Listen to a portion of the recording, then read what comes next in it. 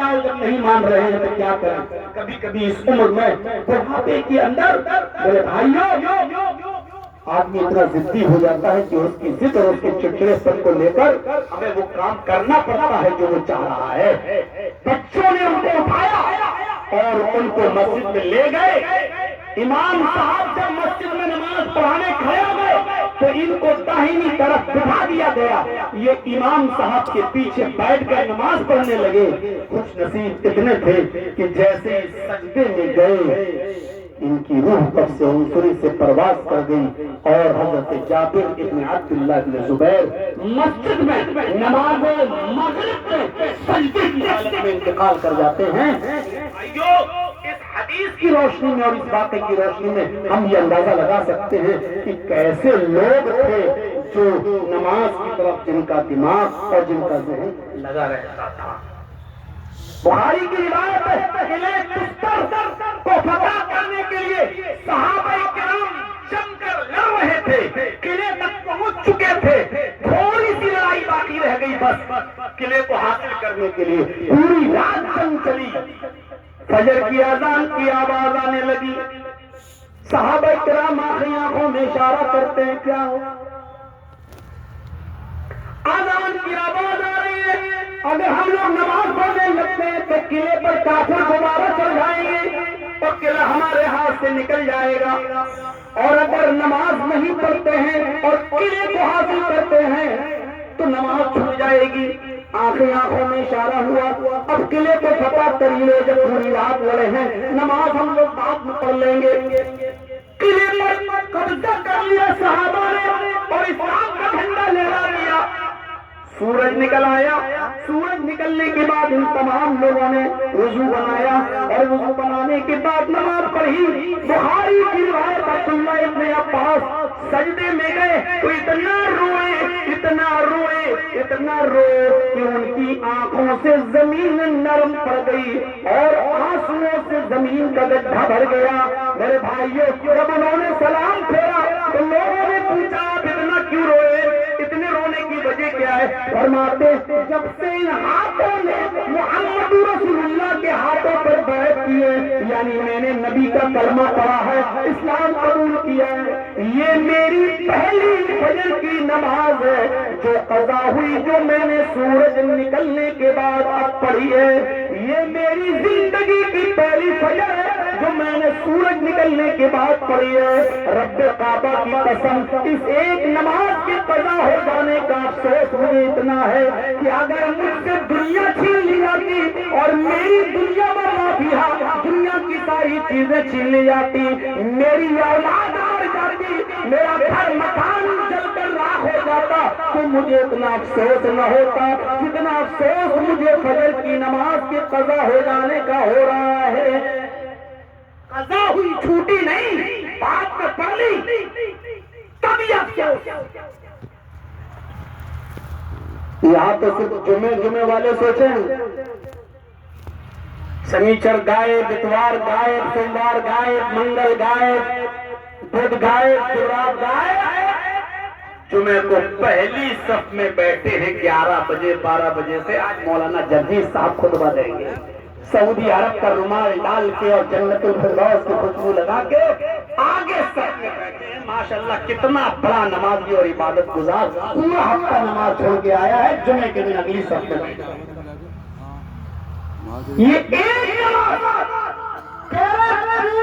زندگی میں جب سے میں نے نبی پر ہاتھ پر بیٹھ کی پہلی نماز ہے میری جو آج سورج نکلنے کے بعد میں پڑھ رہا ہوں اور افسوس کر رہے ہیں. جبکہ وہ دین کے لیے تھے, جنگ کر رہے تھے جہاد میں, اور قلعہ اپنے ذاتی کام کے لیے نہیں, وہ کام بھی وہ اسلام ہی کے لیے کر رہے تھے. مسلمان شرعی کام کر رہے تھے, دینی کام, جہاد کر رہے تھے, پھر بھی اتنا افسوس تھا ان کو. آج ہمارا افسوس کہاں چلا گیا, کہاں چلا گیا؟ 3 چیزیں ہو گئی. عدل و انصاف کرنے والا پہلا, دوسرا وہ جوان و نوجوان جو اللہ کی عبادت میں لگا ہوا ہے 2, اور تیسری چیز رجل قلبہ معلق فی المساجد, تیسرا وہ آدمی جس کا دل مسجد کی طرف لٹکا ہوا ہے، کب نماز کا وقت ہو میں مسجد میں جاؤں. تیسرا اور چوتھا، رجلان تحابا فی اللہ اجتمع علیہ وتفرقا علیہ. رجلان تحابا فی اللہ اجتمع علیہ وتفرقا علیہ. چوتھا وہ شخص اللہ کے عرش کے سائے میں ہوگا، وہ شخص جو کسی مسلمان بھائی سے محبت کرتا ہوگا تو اللہ کے لیے، اور نفرت کرتا ہوگا تو اللہ کے لیے. رجلان تحابا فی اللہ اجتمع علیہ وتفرقا علیہ. دو لوگ جب جمع ہو تو اللہ کے لیے، اور جدا ہو تو اللہ کے لیے. یعنی محبت ہو تو اللہ کے لیے، اور نفرت ہو تو اللہ کے لیے. کاروبار کے لیے نہیں، ذاتی دشمنی کے لیے نہیں، اللہ کے لیے. مثلا ہم نے آپ سے کہا نماز پڑھیے بھائی، چلیے اذان ہو گئی، ہاں ٹھیک ہے چلو میں آ رہا ہوں. اصل میں پھر پہنچ گئے، ارے بھائی نماز کا وقت ہو گیا، چلو چلو چلو. ارے بھائی چلو ٹھیک ہے آپ پڑھیے نا، میں آ رہا ہوں. مغرب میں پھر پہنچ گئے، اب عشاء میں پہنچتے پہنچتے جھنجلا گیا. ارے بھائی تم کیوں بار بار میرے پاس آئے؟ آج کے بعد میرے پاس بتانا، میں پڑھوں نہ پڑھوں تمہارے پاس میں کیا جا رہا ہے؟ تم جاؤ نا، تمہیں تھوڑی روک رہے. آج کے بعد میرے پاس بتانا. ٹھیک ہے، اب آپ اس کے پاس نہیں جا رہے ہیں، یہ آپ نے اس کو چھوڑا ہے تو اللہ کے لیے چھوڑا ہے. اب یہ حدیث آپ پر فٹ نہیں ہوگی کہ جو مسلمان کسی مسلمان سے 3 دن سے زیادہ ناراض رہتا ہے، اس سے بولتا نہیں ہے، تو اس کی کوئی فرض اور کوئی نفل نماز قبول نہیں ہوتی ہے. اب آپ کی قبول ہوگی کیونکہ آپ نے اس کو اللہ کے لیے چھوڑ دیا ہے. جب اس نے کہہ دیا کہ آج کے بعد میرے پاس بتانا اور مجھ سے نماز روزے کے لیے کچھ مت کہنا، تب آپ اس سے اگر بات چیت کرنا بند کر دیں تو آپ کے اوپر کوئی پکڑ نہیں ہوگی، کیونکہ آپ نے اس کو اللہ کے لیے چھوڑا ہے. اور کسی سے دوستی بھی ہے آپ کی تو اللہ کے لیے. حضرت علی رضی اللہ تعالیٰ نے ایک یہودی سے لڑ رہے تھے، اور یہ شرط تھی یا تو تم مجھے ختم کر دے یا میں تجھے ختم کر دوں، لڑائی اکیلے اکیلے ہوگی. ٹھیک ہے چلو، کبھی یہودی اوپر کبھی حضرت علی اوپر، یہ معاملہ چلتا رہا بہت دیر تک. اور ایک وقت آیا کہ حضرت عمر اس یہودی پر حاوی ہو گئے اور اس کی گردن پکڑ لی اور دبانے لگے. اور جیسے ہی اس کی گردن کو دبانا چاہا، اس یہودی نے اپنے منہ میں بہت سا تھوک جمع کیا، تھوک جمع کیا، اور اس نے حضرت علی کے اوپر تھوک دیا. حضرت علی کے چہرے پر جب یہودی نے تھوکا تو حضرت علی نے اس کی گردن چھوڑ کر ایسے اپنے تھوک کو صاف کیا. اور پھر اور غصہ آیا حضرت علی کو، اب انہوں نے اور پوری طاقت سے اس کا گلا پکڑا لیکن چھوڑ دیا، اور اس نے کہا چل بھاگ، ہٹ ہٹ، دور جا یہاں سے، دور یہاں سے ہٹیا. اس نے کہا امیر المومنین، تھوکنے کے بعد تو میں نے دیکھا کہ اور غصہ تھا آپ کے چہرے پر، آپ کو تو اس غصے میں مجھے مار ہی ڈالنا چاہیے تھا. تو حضرت علی نے کہا کہ میں غصہ تھا لیکن یہ میرا ذاتی غصہ تھا. میں جب تک تجھ سے لڑ رہا تھا تو اللہ کے لیے لڑ رہا تھا، اور جب میں نے تجھے مارنا چاہا تو اللہ کے لیے مارنا چاہا. لیکن جب تو نے مجھے تھوکا میرے چہرے پر اور میں نے تجھے چھوڑا اور مجھے اور غصہ آیا، اگر اس غصے میں تو مرتا تو یہ اللہ کے لیے نہیں مارا جاتا، یہ میرے ذاتی انتقام میں مارا جاتا، لہذا میں ذاتی انتقام نہیں لیتا. جاؤ، اس کو چھوڑ دیا، ذاتی انتقام نہیں لیا اس سے. تو دوستی ہو تو اللہ کے لیے اور دشمنی ہو تو یہ بھی اللہ کے لیے. رجلان تحابا فی اللہ اجتمع علیہ وتفرقا علیہ. حضرت علی کے زمانے میں ایک شخص کوفہ کی کسی پہاڑی کے دامن میں ایک بکری ذبح کر رہا تھا، ایک بکری ذبح کر رہا تھا. اور بکری جب وہاں ذبح کیا اس نے تو وہی جھاڑی میں کسی کے چیخنے کی آواز آئی، کوئی چیخا. یہ بکری کو چھوڑ کر اس چیخ کی طرف بھاگا. دیکھے کون کسی کو کوئی مصیبت میں تو نہیں ہے. اتفاق دیکھیے، جیسی جھاڑی میں جھانکتا ہے تو ایک آدمی کا مردر پڑا، ایک آدمی کا قتل ہو گیا ہے، ایک آدمی کا تازہ تازہ خون یہ اس آدمی کو دیکھ رہا ہے. اور بکری کو ذبح کر کے چھری لے کر اس آدمی کی طرف بھاگا. جیسے اس آدمی کو دیکھتا ہے کہ آدمی تو مرا پڑا ہے، یہ آدمی تو دوڑ رہا ہے गर्दन पर छुरी को चलाकर कत्ल करके भागा। ऐन इसी मौके पर हजरत अली की पुलिस आ जाती है उसी जंगल में, और वो पुलिस इसी आदमी को गिरफ्तार कर लेती है, क्योंकि मौके वारदात पे यही आदमी मौजूद है, जबकि हकीकत में ये आदमी कातिल नहीं है। ये आदमी कातिल नहीं है, लेकिन पुलिस जब आती है तो इसी आदमी को पकड़ती है। इस आदमी ने कहा मुझे क्यों पकड़ रहे हो, मैं कातिल नहीं हूँ। पुलिस ने कहा वाह, हाथ में छुरी, लाश के पास हाथ, छुरी में खून लगा हुआ। उसने अपनी बकरी दिखाई, देखो मैं तो कसाब हूँ, मैं तो बकरी का गोश्त बेचता हूँ, मैं तो इसी पहाड़ी के दामन में बकरी लाता हूँ, ज़िबा करके गोटियां करके उसको ले जाता हूँ। कहा कि तुम बहुत शातिर कातिल हो, पकड़े न जाओ इसलिए बकरी को भी साथ में लेके आए हो। इस मकतूल के पास कोई नहीं है सिवाय तुम्हारे, किसी के पैरों के निशान भी नहीं है, और तुम कहते हो मैंने कत्ल नहीं किया। लिहाजा हजरत अली के सामने पेश किया गया, मुकदमा चला, काजी शुरह की अदालत में पुलिस ने अपना मामला रखा, इस आदमी ने अपना मामला रखा। लेकिन ये हुआ कि इतने पुलिस वालों ने जब तुम्हें रंगे हाथ पकड़ा और मौके वारदात पे तुम थे, किसी और के पैरों के निशान नहीं, हाथ में छुरी भी थी, मकतूल भी वही था, उसकी लाश भी वही थी, लिहाजा तुम्हें कातिल माना जाता है। लिहाजा जुमे के दिन तुम्हें भी कत्ल कर दिया जाएगा। उसको कत्ल की सजा सुना दी।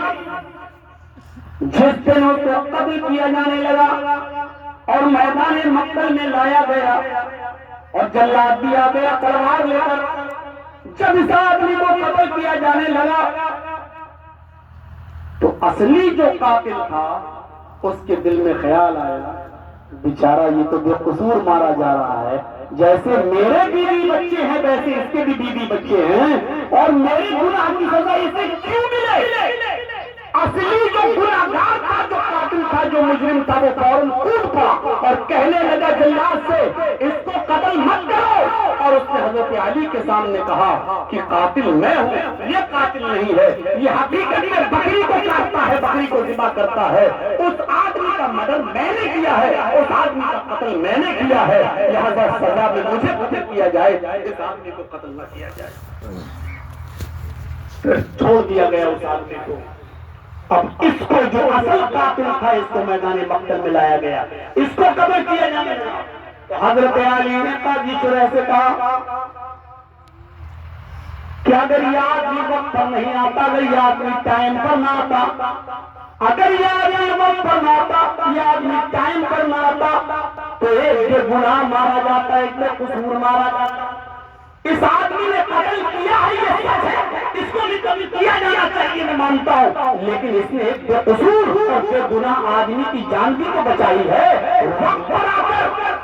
और कुरान में आया है मन अहया, जिसने किसी एक इंसान को, एक नफ्स को बचाया, जमीन उसने सारी इंसानियत को बचा लिया, उसने सारी इंसानियत को महफूज कर लिया। अगर ये आदमी वक्त पर ना आता तो एक बेकसूर मारा जाता, एक बेगुनाह मारा जाता। इस आदमी ने वक्त पर आकर एक बेकसूर की जान बचाई तो गोया कि इसने इंसानियत को बचा लिया, लिहाजा इसको भी अगर छोड़ दिया जाए तो क्या बुरा है। मेरे भाइयों, काजी शुरह ने फिर फैसला सुनाया कि एक बेकसूर आदमी को बचाने के एवज, उसकी जान वक्त पर आकर बचाने के एवज इस आदमी को भी छोड़ दिया जाए। मेरे भाइयों, और ये सारी चीजें अल्लाह के लिए। असली कातिल कौन आता है, उसको ये दिल में आया कि मेरा भाई बेकसूर है, बेचारा मारा जाएगा, फिर हम एक और गुनाहगार होंगे, एक तो कत्ल किया ही, फिर इसके कत्ल का भी जिम्मेदारी मेरे ऊपर आएगी। लिहाजा इस आदमी ने मौके पर पहुंचकर अल्लाह की रज़ामंदी के लिए काम किया और उसने अपने भाई को मौके पर पहुंचकर इसने बचा लिया। तो मैं कहना ये चाहता हूँ कि रजुलानी तहब्बा फिल्लाह इज्तमा अलैहि व तफर्रक़ा अलैहि, दोस्ती हो तो अल्लाह के लिए, दुश्मनी हो तो अल्लाह के लिए। दो मुसलमान जब आपस में जमा हो तो अल्लाह की मोहब्बत में, और अगर अलग हो तो मेरे भाई ये लोग अल्लाह की मोहब्बत में। ये चौथा शख्स होगा अर्श के साए में जो یہ خوبی جس کے اندر پائی جا رہی ہوگی، ہم اور آپ اپنے غریبانوں میں جھانک کر دیکھیں اور غور کریں۔ اور پانچویں چیز آج ہمارے معاشرے کے لیے بہت زبردست، پانچویں چیز، پہلی چیز عدل و انصاف کرنے والا ذمہ دار، دوسرا وہ نوجوان اور جوان جو اللہ کی عبادت میں لگا، تیسرا وہ شخص جس کا دل مسجد کی طرف لٹکا ہوا ہے، چوتھا وہ شخص جو محبت کرتا ہے اللہ کے لیے اور نفرت کرتا ہے تو اللہ کے لیے، اور پانچواں شخص رجل طلبت امرأة ذات منصب و جمال فقال انی اخاف اللہ، پانچواں وہ شخص جس کو کسی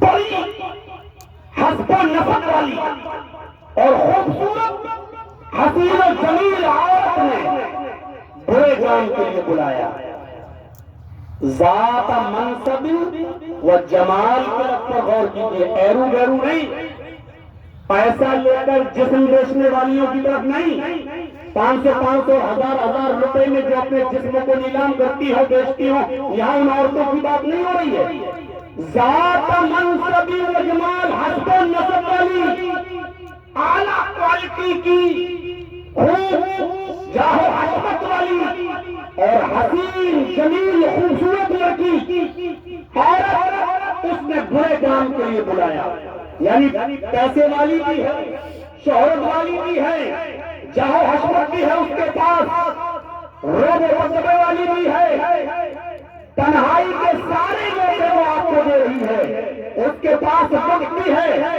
اس کے پاس جگہ بھی ہے، وہ آپ کو آپ کی برائی کو چھپا بھی سکتی ہے، اس کے پاس سارے موقع ہیں ملاقات کرنے کے، وہی آپ کو پیسہ بھی دے رہی ہے، وہی آپ کو بلا بھی رہی ہے، وہی آپ کی بری برائی کو چھپا بھی رہی ہے، وہی آپ کو موقع بھی دے رہی ہے، اور کھلے لفظوں میں کہہ دوں کہ وہی آپ کے سونے کے لیے روم اور کمرہ بھی آپ کے لیے متعین کر رہی ہے، وہ آپ کو پیسے بھی دے رہی ہے اس برے کام کے لیے آپ کو رکھے ہوئے، ذات منصب و جمال اور بلا کی خوبصورت ہے، اور ایسی عورت کے پاس جا کر آپ کا کچھ نہیں ہو سکتا ہے، اگر آپ اس کی خواہش کو پورا کر دیں تو آپ کی پانچوں انگلیاں گھی میں ہیں، آپ کو کوئی تکلیف نہیں ہے، ایسی عورت اگر آپ کو برائی کی طرف بلاتی ہے اور آپ اس کے دعوت پر لبیک کہتے ہوئے اس کے پاس چلے گئے، لیکن جیسے ہی زنا کرنے کے لیے تیار ہوئے اس کے قریب گئے اور جیسے ہی اس سے ملنے کے لیے تیار ہوئے، آپ کے دل میں اللہ کا خوف پیدا ہو گیا، اللہ کا ڈر آپ کے دل میں آ گیا، اور آپ نے چیختے ہوئے کہا دور ہٹ ہٹ دور، انی اخاف اللہ، میں اللہ سے ڈرتا ہوں، اس وقت اللہ کے خوف سے اس کو دور کر دینا اور اللہ کے خوف سے اس سے الگ ہو جانا، یہ کہنے والا جوان شخص بھی، اس میں دونوں شامل ہیں،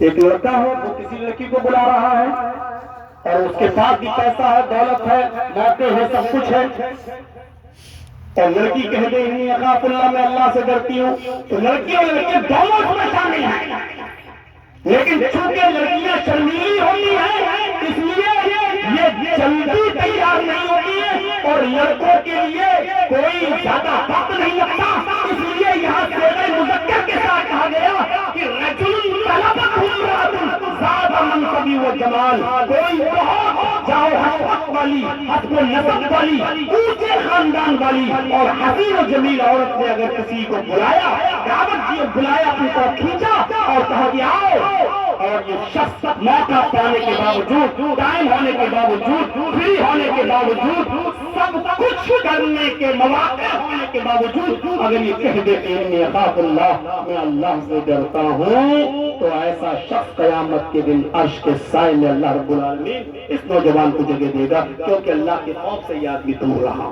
امام ابن سیرین کا نام سنا ہوگا میرے بھائیوں، امام ابن سیرین یہ شروع میں بازاری کا کام کیا کرتے تھے، کپڑے کی گٹری اٹھا کر اپنے سر پر لاد کر گاؤں گاؤں جایا کرتے تھے، جیسے آج کے زمانے میں لوگ پھیری لگاتے ہیں اور سائیکل پہ مال لاد کر کبھی اس گاؤں کبھی اس گاؤں جاتے ہیں، یہ امام یہ جو ہے ابن سیرین یہ اسی طریقے سے کپڑے کی گٹری لاد کر گاؤں گاؤں جا کر پھیری کیا کرتے تھے۔ ایک گاؤں میں ایک بیوہ عورت رہتی تھی، اس کا شوہر مر چکا تھا، اور وہ خوبصورت نوجوانوں کو تلاش کرتی تھی وہ بیوہ عورت، اس نے اس کام کے لیے کچھ لونڈیوں کو، کچھ باندیوں کو لگا رکھا تھا کہ کوئی نوجوان خوبصورت لڑکا اگر نظر آئے تو اس کی خبر مجھ تک پہنچائے. تو اس کی ایک لونڈی نے اس کے پاس خبر پہنچائی کہ ایک بہت خوبصورت نوجوان ہے، کپڑا بیچتا ہے، بہت حسین و جمیل لڑکا ہے. تو اس بیوہ نے کہا کہ ٹھیک ہے، اس کو کپڑا خریدنے کے بہانے اس کو بلانا اور پھر تم چلی جانا، بعد میں نپٹ لوں گی. اس لونڈی نے امام ابن سیرین سے فرمایا کہ چلو چلو میری مالکن بلا رہی ہے، تمہیں گھر کے اندر کپڑا خریدیں گی، بہت سارا کپڑا خریدیں گی، ہو سکتا ہے کہ وہ سارا کپڑا خرید لے تم سے. امام ابن سیرین اس لونڈی کے ساتھ چل دیے اور جب وہ کمرے کے اندر لے گئی وہ بیوہ عورت، تو یہ لونڈی وہاں سے باہر نکل آئی. یہ کپڑا دکھانا شروع کر دیتے، یہ لو کپڑا، یہ دیکھو کپڑا، یہ کپڑا دیکھو. لیکن وہ دل لگی کی باتیں کرنے لگی اور وہ اپنی طرف مائل کرنے لگی. امام ابن سیرین سمجھ گئے کہ آج اس کا ارادہ ٹھیک نہیں ہے، یہ غلط کام کرنا چاہتی ہے میرے ساتھ. انہوں نے کپڑے کی گٹری باندھی اور لگے اب تقریر کرنے کے لیے. بہت عالی شان تقریر کی، اس کو اللہ کے عذاب سے دلایا، جہنم کے عذاب سے دلایا، قبر کے عذاب سے دلایا. لیکن اس کے اوپر تو جوانی کا بھوت سوار تھا. ایک کان سے سن رہی تھی، دوسرے کان سے اڑا دی. اچھا ٹھیک ہے، ارے آؤ نا. اور اس نے کہی دیا آپ کو میرے قریب ہونا پڑے گا، آپ کے سارے کپڑے کی قیمت میں دے دوں گی، چھوڑیے لیکن آپ آئیے اور مجھ سے ہم بستر ہوئیے، میرے ساتھ زنا کیجیے. امام ابن سیرین بڑے اس میں پھنس گئے، کیا کیا جائے. تو ان کی دماغ میں، ان کی عقل میں کام آیا. انہوں نے کہا کہ اچھا ٹھیک ہے، مجھے تھوڑا سا قضائے حاجت کی ضرورت ہے، بہت سخت لیٹرنگ لگی ہوئی ہے، مجھے وہ بتاؤ کہ لیٹرنگ کہاں ہے. کہا کہ اچھا ٹھیک ہے، نیچے چلیے اور وہاں بنا ہوا ہے، آپ جلدی سے فارغ ہو کے آئیے. اب یہ لیٹرین میں گئے تو دیکھا کوئی نالی نہیں، تو وہاں سے نکلے کچن میں گئے. کچن سے بہتی ہوئی ایک نالی جو باہر کی طرف آ رہی تھی، یہ اسی کچن کی نالی میں بیٹھ گئے اور وہاں سے سیاہ رنگ کی جو کیچڑ ہوتی ہے کالے رنگ کی، اس کیچڑ کو اپنے ہاتھ سے اٹھایا، اپنے کپڑوں میں ملا، داڑھی پہ ملا، چہرے پہ ملا اور کپڑوں میں پورا ہاتھ پیروں پہ ملنے کے بعد اس گندگی کو اور یہ لگا کر اس عورت کے پاس، اس بیوہ کے پاس چلے کہ چلو آؤ ہم تو کہہ رہے دور بدبو آ رہی میرے جسم سے، یہ کیا. تو انہوں نے پھر اپنی گٹری اٹھائی اور وہاں سے لے کر رفو چکر ہو گئے، بھاگ گئے اور سیدھے اپنے گھر پہ آئے. پہلے کپڑے دھلے، غسل کیا، بیوی کو پورا واقعہ بتایا. بیوی نے سب سے پہلے اللہ کا شکر ادا کیا کہ اللہ کا شکر ہے کہ تم کو اللہ نے اس ملعونہ عورت سے بچا لیا. میں کہنا یہ چاہتا ہوں، امام ابن سیرین کے اس واقعے سے پتہ چلتا ہے کہ اگر کوئی شخص زنا سے بچنا چاہے تو بہت سے طریقے ہیں، وہ کوئی بھی طریقہ اپنا سکتا ہے. امام ابن سیرین نے دیکھا کہ کوئی راستہ نہیں تو گندگی لگا لی، کیچڑ ہی مل لی اپنے جسم کے اوپر اور انہوں نے اپنے آپ کو زنا سے بچایا. یہ اس طریقے سے زنا سے بچنے کے معاملے ہوا کرتے تھے. اس لیے فرمایا کہ اللہ کے نبی نے کہ وہ شخص بھی عرش کے سائے میں ہوگا جو اللہ کے خوف سے، جس نے کہہ دیا ڈرتے ہوئے کہ میں اللہ سے ڈر ہے، میں اللہ سے ڈرتا ہوں، دور ہو جا میرے اوپر. آپ نے بخاری میں واقعہ سنا ہوگا کہ ایک صحابی تھے، ان کا نام تھا مرثد ابن ابی مرثد. بڑے جلیل قدر صحابی گزرے ہیں. مدینے میں جب اسلام لائے تو اللہ کے رسول نے ان کو ایک کام سونپ دیا تھا اور کام یہ سونپا تھا کہ تم مکے جاؤ اور مکے میں جو ہمارے مسلم قیدی صحابی جو کافروں کی چنگل میں ہیں، تم ان کو چھڑا کر کسی طریقے سے مدینے پہنچاؤ. یہ ان کا کام تھا. چونکہ اسلام لانے سے پہلے وہ بہت بڑے چور تھے، اسلام لانے سے پہلے ڈاکو سمجھ لو، اسلام لانے سے پہلے ڈاکو کے بیڑیاں توڑنے میں اور تالے توڑنے میں بڑے ماہر تھے. تو جب اسلام لائے تو اللہ کے نبی نے ان کو یہی کام دے دیا کہ جاؤ جہاں ہمارے مسلم صحابہ قید ہیں ان کو چھڑا کر لاؤ. تو یہ مکے میں رک گئے اور قیدیوں کو چھڑا کر مدینہ پہنچاتے تھے. ایک بار رات کے اندھیرے میں مکے میں پہنچے کسی قیدی کو چھڑانے کے لیے اور رات کا وقت تھا، اندھیری رات تھی. وہاں سے اور یہ ایک دیوار سے چپکے ہوئے کھڑے تھے، ہلکی ہلکی روشنی آ رہی تھی. اس روشنی میں دیوار کے سائے، دیوار سے یہ سٹے تھے، ان کا سایہ کالے رنگ کا دوسری دیوار پر پڑ رہا تھا. وہاں سے ایک عورت آ رہی تھی، اس عورت نے دیکھا کہ دیوار پر کالے رنگ کی پرچھائی نظر آ رہی ہے، اس کا مطلب کوئی ہے۔ یہ عورت بہت بدکار عورت تھی، اس کا نام عناق تھا۔ یہ آئی اور قریب جب آئی تو فوراً پہچان گئی، کہنے لگی مرصد ہو، مرصد پہچان گئی۔ یعنی جب یہ کافر تھے، مرصد تو ان کے ساتھ آشنائی تھی اور ان کے ساتھ جسمانی تعلق بھی قائم ہو چکا تھا، تو کہنے لگی کہ مرصد ہو۔ حضرت مرصد نے کہا عناق تم یہاں؟ ہاں میں یہی تو رہتی ہوں۔ اہلاً وسہلاً مرحبا، بہت مبارک ہو، چلو میں تو تلاش ہی کر رہی تھی، آج تم آ گیا ہو، مہینوں کی برسوں کی یاد کو تازہ کرتے ہیں، چلیے ہمارے روم میں چلیے، گھر میں بھی کوئی نہیں ہے۔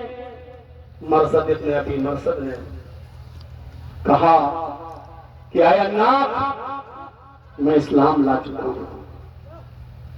اس نے ہاتھ پکڑا، کیا باتیں کرتے ہو؟ حضرت مرصد ابن ابی مرصد نے اس کے ہاتھ کو چھڑایا۔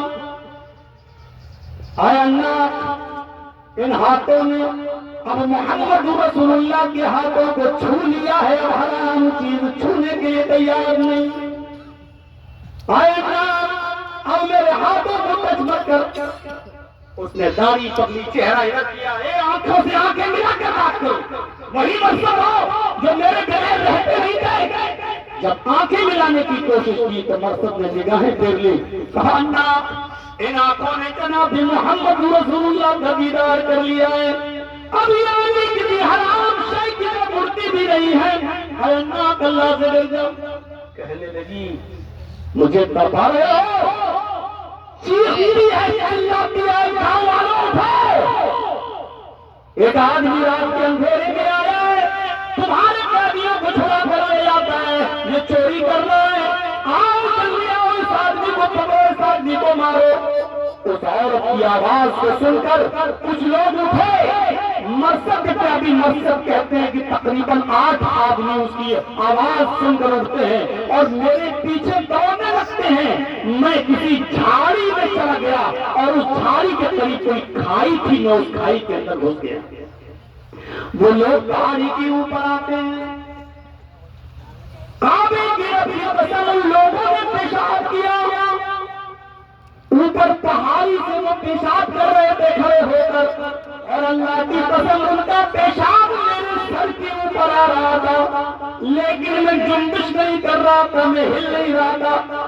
اگر ہلتا تو ان کو میرا پتہ لگ جاتا۔ اللہ نے ان کی آنکھوں کو اندھا کر دیا، وہ مجھے قریب میں بھی نہیں دیکھ پائے، اور بالآخر وہاں سے رخصت ہو گئے۔ کچھ دیر انتظار کیا، جب یقین کر لیا کہ سب سو گئے ہوں گے، تب میں پھر اپنے کام کے لیے نکلا، اور نکلنے کے بعد ایک گھر میں گھسا، میں نے ایک قیدی کو چڑھایا، بڑا بھاری تھا یہ قیدی، اس کو اٹھا کر کندھے پہ لاد کر میں لاتا تھا، کئی جگہ اس کو بٹھانا پڑتا تھا، یہ مجھے تھکا دیتا تھا۔ پھر سنسان جگہ ملی تو پھر میں نے وہاں روک کر اس کی بیڑیوں کو توڑا، اور پھر میں اس کو لے کر مدینہ پہنچا۔ چونکہ عناق سے میں زمانے جاہلیت میں بڑی محبت کرتا تھا، میں نے اللہ کے نبی جناب محمد رسول اللہ کو عرض کیا، اے اللہ کے نبی عناق سے مجھے بھی محبت ہے، زمانے جاہلیت میں میرے اس سے غلط تعلقات قائم ہو چکے تھے، میں اسلام لا چکا ہوں، مجھے اجازت دیجیے کہ میں عناق کے ساتھ نکاح کر لوں، میں عناق سے شادی کر لوں، شادی اور نکاح کی اجازت دینے میں آپ کو کیا حرج ہے؟ اللہ کے نبی صلی اللہ علیہ وسلم تھوڑی دیر رکے، اور تھوڑی دیر رکنے کے بعد آپ نے فرمایا، اے مرصد ابھی آیت نازل ہوئی ہے، اللہ رب العالمین نے منع کر دیا اور فرمایا الزانی لا ينکح الا زانیۃ او مشرکۃ، زانی زناکار کی شادی کسی زانیہ عورت سے ہوتی ہے یا مشرکہ عورت سے ہوتی ہے، اور تم تو ایمان لا چکے ہو، کسی مومن کی شادی زانیہ اور بدچلن سے نہیں ہوتی ہے۔ یعنی اللہ تعالیٰ نے منع کر دیا ہے کہ عناق سے شادی نہیں ہو سکتی ہے، لہٰذا تم عناق کو بھول جاؤ۔ اللہ کے نبی کی بات مان لیتے ہیں، حضرت مرصد اور عناق کو بھلا دیتے ہیں۔ اسلام لانے کے بعد یہی تو قربانی ہے کہ اپنی شہیدی اور محبوب چیز کی قربانی دے دی جائے، لیکن اسلام کو ہاتھ سے نہ جانے دیا جائے۔ میری ماں اور بہنوں، تمہارے کانوں میں اگر میری آواز جا رہی ہے تو سنیے، چند جوانی کے دلوں کو خوشگوار بنانے کے لیے چند دولت کے سکوں میں تم بہہ کر اپنا مذہب چھوڑ دیتی ہو، اپنا دین چھوڑ دیتی ہو۔ یہاں تک کہ 18، 20 اور 22 سال تک تمہارا باپ پالتا ہے، ایک چوکیدار بن کر تمہاری چوکیداری کرتا ہے، تم اس باپ کی محنت کو بھی ٹھکرا دیتی ہو اور غیر مسلموں کے ساتھ راہ فرار اختیار کر لیتی ہو اور غیر مسلم بن جاتی ہو، سندور بھی لگانے لگتی ہو اور جا کر ساتھ پھیرے لگا کر تم شادیاں بھی کر رہی ہو۔ کتنا بڑا تمہارا کلیجہ ہو گیا۔ حضرت مرثد ابن ابی مرثد سے پوچھو، اپنی محبوبہ کو، الناس کو کیسے مان رہا اللہ کے رسول میرے ساتھ نکاح کی اجازت دے دیجیے، اور اللہ کے نبی کہتے قرآن کی آیت کے نازل ہونے کے بعد اب تمہیں کوئی اجازت نہیں الناس سے نکاح کرنے کی، اور مرثد ابن ابی مرثد کبھی مڑ کر نہیں دیکھتے الناس کی طرف، تو زنا سے بچے۔ وہ بلا رات تھی، اندھیرا تھا، وہ کہہ رہی ہے کہ میرے گھر پہ کوئی نہیں ہے، چلیے آج برسوں کی یادیں تازہ کرتے ہیں۔ سارے موقع تھے مرثد ابن ابی مرثد کے پاس، لیکن کیا کہا؟ ان آنکھوں نے محمد رسول اللہ کی آنکھوں کو دیکھ لیا ہے، ان ہاتھوں نے محمد رسول اللہ کے ہاتھوں کو چھو لیا ہے۔ اے اللہ، کبھی حرام چیز کی طرف نہیں دوڑ سکتے، نہیں بڑھ سکتے، نہیں جا سکتے، دور ہو جاؤ ان سے۔ تو یہ شخص بھی قیامت کے دن عرش کے سائے میں ہوگا۔ رجل طلبتہ امرأۃ ذات منصب و جمال فقال انی اخاف اللہ، جس کو کسی حسین و جمیل خوبصورت جاؤ حشمت والی عورت نے برے کام کے لیے بلایا اور اس نے کہہ دیا انی اخاف اللہ، میں اللہ سے ڈرتا ہوں۔ اور چھٹا شخص وہ ہوگا اللہ کے عرش کے سائے میں، رجل تصدق بصدقۃ فاخفاها حتی لا تعلم شمالہ ما تنفق یمینہ، جس نے کسی غریب کی مدد کی، صدقہ دیا، خیرات کیا، چھپا کر دیا، اور ایسا چھپایا لا تعلم شمالہ ما تنفق یمینہ، اس نے دائیں ہاتھ سے کیا دیا اس کی خبر بائیں ہاتھ کو بھی نہیں ہوئی، یہ شخص بھی عرش کے سائے میں ہوگا۔ چپکے سے مدد کرنے والا، بخاری شریف کے اندر ایک واقعہ آیا بنی اسرائیل کا کہ ایک شخص رات کے اندھیرے میں صدقہ کرنے کے لیے نکلا تاکہ کسی کو پتہ نہ چلے، چپکے سے میں صدقہ دوں۔ رات کے اندھیرے میں نکلا اور اس نے کسی آدمی کو دیکھا، پوچھا تم مجبور ہو؟ اس نے کہا ہاں، اور اس نے یہ صدقہ اس کو دے دیا۔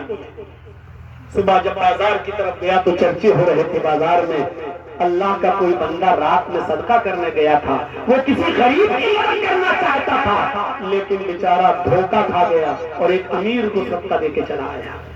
جس نے صدقہ دیا وہ غریب کی مدد کرنا چاہتا تھا، لیکن یہ امیر کے ہاتھ میں دے گیا، اور امیر کو صدقہ دینا جائز نہیں ہے، امیر کو دیا۔ یہ آدمی بیچارہ اپنے گھر آتا ہے، کہتا ہے کہ اللہ اس میں میرا کیا قصور ہے، میں تو امیر کو صدقہ نہیں دینا چاہتا تھا، میں تو چھوٹے سے کسی غریب کی مدد کرنا چاہتا تھا، لیکن دھوکہ کھا گیا، اے اللہ اس میں میرا کیا قصور ہے، پھر بھی میرے پاس صدقے کا اور مال رکھا ہوا ہے، اے اللہ آج میری مدد کرنا، میں کسی غریب کی مدد کروں گا۔ یہ رات میں، دوسری رات میں پھر نکلا بیچارہ، پھر نکلا کہ کسی غریب کی مدد کریں، آدھی رات سے زیادہ گزر گئی، ایک آدمی پر اس کی نظر پڑی، کچھ دیر سوال جواب ہوا، اس کے بعد اس نے کہا میں تو بہت مجبور ہوں، اس آدمی نے اس کو صدقہ دے دیا، لو میں مجبور ہی کی مدد کرنا چاہتا ہوں، پکڑو۔ یہ آدمی بھی لے کے چلا گیا۔ صبح یہ بیچارہ پھر بازار کی طرف گیا، پھر چرچے ہو رہے ہیں، دیکھو جو بیچارہ اللہ کا ایک نیک بندہ آج بھی دھوکہ کھا گیا، وہ کسی غریب کی مدد کرنا چاہتا تھا، لیکن وہ مدد چور کی کر رہا، ایک چور کو صدقہ دے آیا۔ ارے جس کے ہاتھ میں صدقے کا پیسہ گیا وہ چور تھا، اس کی تو عادت تھی رات میں نکلنے کی اور چوری کرنے کی، اور چور کو صدقہ دینا جائز نہیں، وہ بیچارہ کسی چور کی مدد کر آیا۔ یہ گھر آیا تو کہنے لگا اللہ تو میرے دل کے حالت کو اچھی طریقے سے جانتا، میرا کوئی قصور نہیں، میں تو غریب ہی ڈھونڈ رہا ہوں، لیکن ملتا ہے مجھے کوئی امیر کوئی چور، میں کیا کروں؟ اے اللہ میرے پاس تھوڑا مال ہو رکھا ہوا صدقے کا، آج تو میری مدد کرنا، میں کسی غریب تک پہنچا دینا۔ رات میں پھر نکلتا ہے بیچارہ، بخاری کا واقعہ، اندھیرا اندھیرا، اور رات میں جب نکلتا ہے یہ شخص وہاں پہنچتا ہے، کسی غریب کی مدد کرنا چاہتا ہے تو ایک عورت کو دیکھا، سمجھ گیا کہ اتنی رات میں کوئی عورت ہے تو مجبور عورت رہی ہوگی بیچاری، یہ اس کے پاس گیا، اس نے کہا بولو کیسے آئے ہو؟ کہا کہ میں مجبور کو دیکھ رہا ہوں. اس نے کہا مجھ سے زیادہ مجبور کوئی ہوگا؟ اپنے بچوں کو چھوڑ کے میں چلی آئی، میں مجبور عورت ہوں، میرے بچے بھوکے اور تم گھور گھور کے دیکھ رہے ہو. اس نے کہا نہیں، میں کسی مجبور کو ہی تلاش کر رہا ہوں. اس عورت نے کہا مجھ سے بڑا مجبور کون ہوگا؟ اس نے اس مجبور عورت کو سمجھ کر چندہ دے دیا، صدقہ دے دیا. یہ چلا آیا، آج خوش تھا کہ آج تو میں نے ایک مجبور عورت کی مدد کی. صبح جب مارکیٹ کی طرف گیا، بازار کی طرف گیا تو چرچا ہو رہا تھا اللہ کا ایک نیک بندہ جی دھوکا کھا گیا ہے. وہ کسی غریب کی مدد کرنا چاہتا تھا لیکن غلطی سے وہ کسی بدچلن اور بدکار عورت کو چندہ دے آیا، صدقہ دے آیا. وہ عورت تو کسٹمر تلاش کرتی ہے، جسم فروش عورت ہے، وہ کسٹمر تلاش کرتی ہے، پیسہ لیتی ہے اور اپنا جسم بیچتی ہے. یہ آیا اور کہنے لگا اللہ مجھے ثواب نہ ملے تو عذاب بھی نہ ملے، تو میرے دل کا حال اچھی طریقے سے جانتا ہے. میں کسی غریب ہی کی مدد کرنا چاہتا تھا لیکن بار بار دھوکا کھا گیا. میں امیر کی مدد نہیں کرنا چاہتا تھا، چور کی مدد نہیں کرنا چاہتا تھا، زانیہ بچہ موت کو نہیں دینا چاہتا تھا، لیکن اب میں دھوکا کھا گیا تو کیا کروں؟ اب یہ رات میں جب سوتا ہے، اب اس کے پاس صدقہ دینے کے لیے کچھ نہیں ہے. رات میں جب سوتا ہے تو خواب میں دیکھتا ہے کہ اس سے کہا جا رہا ہے اللہ کے نیک بندے تو فکر مت کر، تو نے تو اچھی نیت سے صدقہ کیا، اللہ نے تیرے صدقے کو قبول کر لیا ہے، اللہ نے تیرے صدقے کو قبول فرما لیا ہے. اور اس صدقے کے مال سے اللہ نے ہم تینوں کو بھی ہدایت دے دی ہے.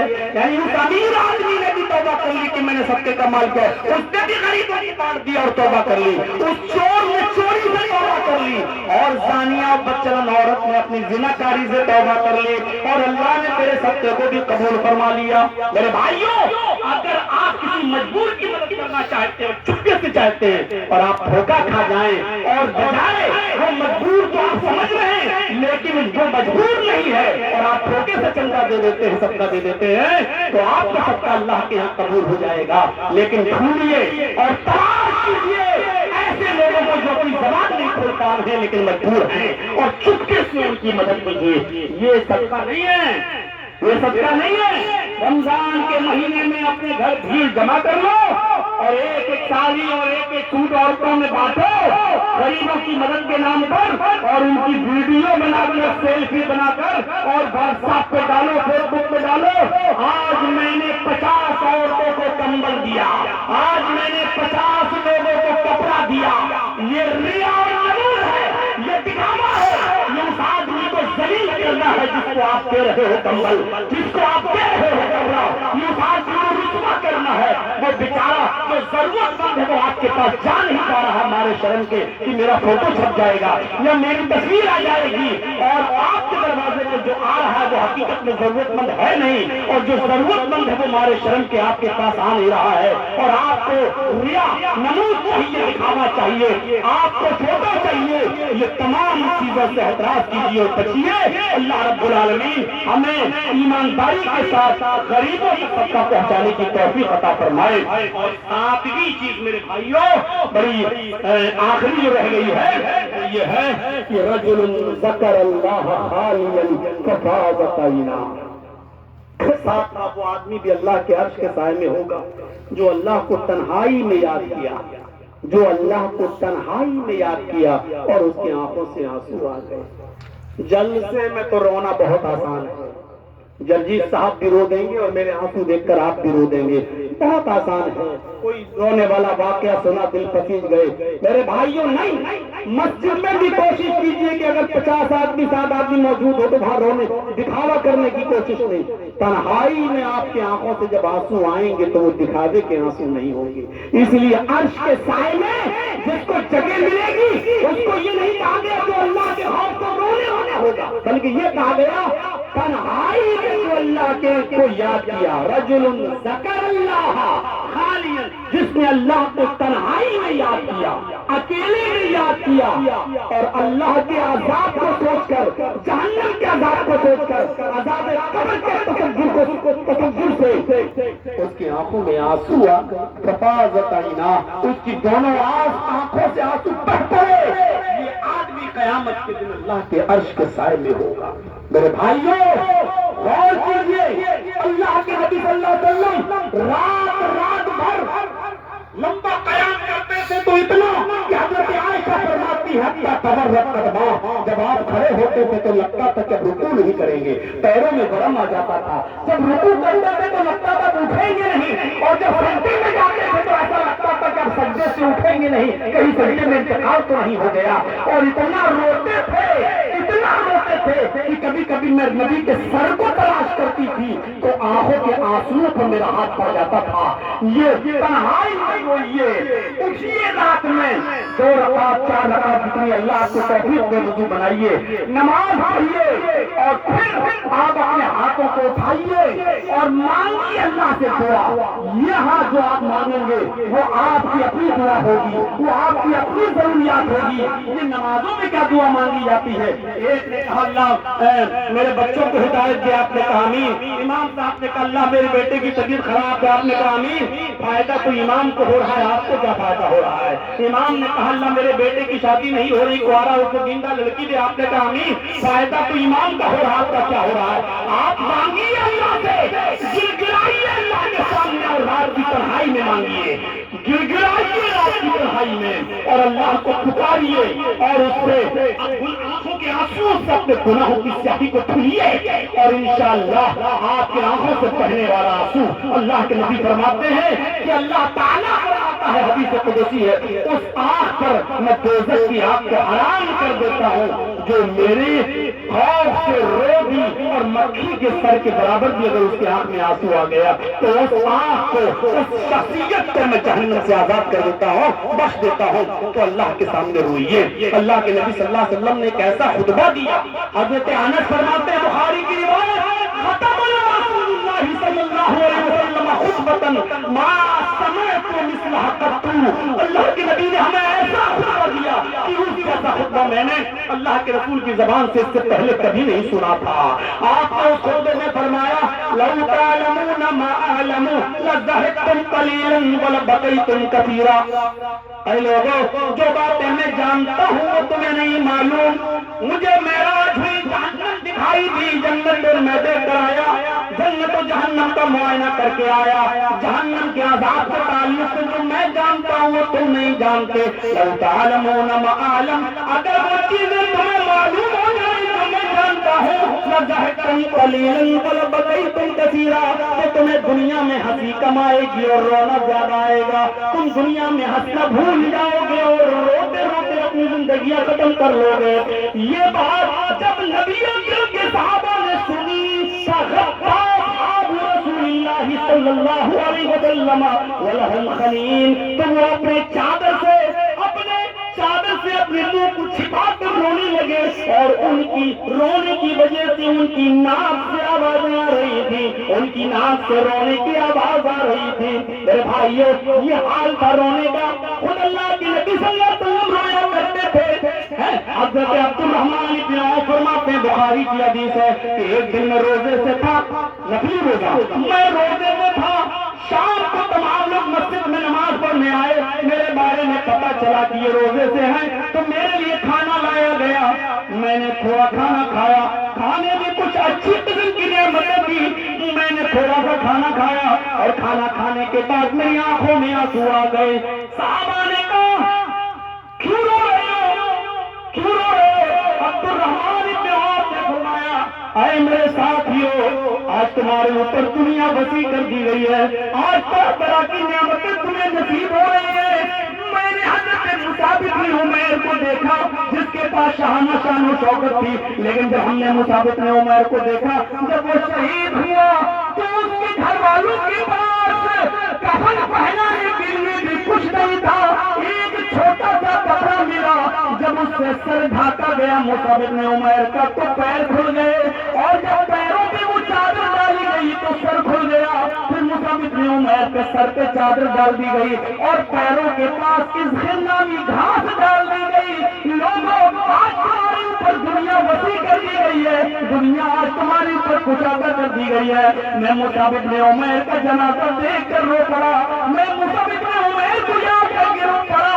आज हमारे पास तरह तरह के खाने नसीब हो गए, आज हमें तरह तरह की नेमतें मिल रही है, लेकिन मुसाब इब्न उमैर को जब कफनाया जा रहा था तो उनके ओढ़ने के लिए कफन भी नहीं था। सर छिपाया जाता तो पैर खुल जाते और पैर ढांपा जाता तो सर کھل جاتا. اللہ کے نبی نے کہا کہ سر ڈھانپ دو اور پیر پر گھاس ڈال دو. میرے بھائیو تھوڑا اور کرو. اس طریقے سے یاد کیا کرتے تھے. پرانا زمانہ یاد آ گیا ان کو اور رونے لگے کہ آج ہمارے اوپر دنیا وسیع کر دی گئی ہے اور اسی دنیا کی محبت میں انسان عبادتوں کو چھوڑتا ہے. اسی دنیا کی محبت میں انسان میرے پیارے ساتھیوں ذکر و آسمان چھوڑ دیتا ہے. اللہ کے ذکر کو اپنا وظیفہ بنائیے. لا الہ الا اللہ پڑھیے, پڑھتے اٹھتے بیٹھتے پڑھتے رہیے. لا الہ الا اللہ اتنا بڑا وظیفہ ہے کہ اللہ کے نبی فرماتے ہیں, بخاری کی روایت ہے کہ ساری کائنات کا ذکر ایک پڑھے پہ رکھ دی جائے اور لا الہ الا اللہ کو ایک پڑھے پہ رکھ دیا جائے, اٹھایا جائے تو لا الہ الا اللہ کا پلڑا جھک جائے گا اور کائنات کا پلڑا ہلکا ہو جائے گا. یہ ہے لا الہ الا اللہ. سبحان اللہ پڑھیے تو زمین و آسمان کو نیکیوں سے بھر دیتا ہے. الحمدللہ کہتے رہیے, اللہ اکبر پڑھتے رہیے اور یہ کلمات اگر ہو سکے تو سب کو ایک ساتھ پڑھیے. سبحان اللہ, الحمدللہ, لا الہ الا اللہ, اللہ اکبر, لا حول ولا قوت الا باللہ. ان سے بہتر کوئی وظیفہ نہیں ہے. اللہ کے نبی صلی اللہ علیہ وسلم فرماتے ہیں کہ ایک ذکر ہے, اس کو کرتے رہیے. قیامت کے دن میزان میں تمہارے اعمال سب سے بھاری ہوں گے. یہ کلمہ سب سے بھاری ہے. نیکیوں کے اعتبار سے سب سے زیادہ وزنی یہی کلمہ ہوگا. سبحان اللہ و بحمدہ, سبحان اللہ العظیم. ان جملوں کو یاد کریے اور پڑھیے. اٹھتے بیٹھتے چلتے پھرتے ان کو اپنا وظیفہ بنائیے. اللہ کے ذکر سے بڑی کوئی چیز نہیں. ولا ذکر اللہ اکبر. اللہ کا ذکر کیجیے اور تنہائی میں اللہ کو یاد کرتے روئیے تاکہ قیامت کے دن عرش کا سایہ مل سکے. میرے بھائیو سات چیزیں پھر بھی لیجیے. عدل و انصاف کرنے والا حاکم اور ذمہ دار. دوسرا وہ جوان اور نوجوان جو اللہ کی عبادت میں لگا ہوا ہے. تیسرا وہ شخص جس کا دماغ اور ذہن مسجد کی طرف جس کا دل لگا ہوا ہے. چوتھا وہ شخص جو محبت کرتا ہے کسی سے تو اللہ کے لیے اور دشمنی کرتا ہے تو اللہ کے لیے. پانچواں وہ شخص جس کو کسی خوبصورت حسین و جمیل عورت نے برے کام کے لیے بلایا اور اس نے کہہ دیا کہ میں اللہ سے ڈرتا ہوں. اور چھٹا وہ شخص جس نے کسی غریب کی مدد صدقہ کیا, مدد کی, چھپا کر دائیں ہاتھ سے دیا بائیں ہاتھ کو بھی اس کی خبر نہیں, دائیں ہاتھ سے دیا بائیں ہاتھ کو خبر نہیں. یعنی شوہر دے تو بیوی کو پتہ نہ چلے, بیوی دے تو شوہر کو پتہ نہ چلے, باپ دے تو بیٹے کو پتہ نہ چلے, بیٹا دے تو باپ کو. اتنی چھپ کر کسی کی مدد کرنا چاہیے. یہ چھٹی چیز تھی. اور ساتویں چیز جو اللہ کو تنہائی میں یاد کرتا ہے اور اس کی آنکھوں میں آنسو آ جاتے ہیں تو قیامت کے دن یہ شخص اللہ کے عرش کے سائے میں ہوگا. اللہ تعالیٰ سے دعا کرتا ہوں کہ العالمین ہماری خطاؤں کو معاف فرما دے. قیامت کے دن سے پہلے ہمیں قیامت کے دن کے لیے تیاری کرنے کی توفیق عطا فرما. اور جب ساری دنیا پریشان ہوگی اللہ تو مجھے اپنے عرش کا سایہ نصیب فرمانا. ہم سب کو عرش کا سایہ نصیب ہو اور یہ ساتوں خوبیاں ہمارے اندر پیدا فرما دے. اللہ جب تک کہ ہم کو زندہ رکھ, اسلام کو زندہ رکھنا اور جب ہمارا خاتمہ ہو تو ایمان پر خاتمہ فرمانا. وما علینا الا البلاغ المبین. وآخر دعوانا ان الحمد للہ رب العالمین. السلام علیکم. السلام علیکم ورحمۃ اللہ وبرکاتہ. شکرا, جزاکم اللہ خیر و احسن جزاک.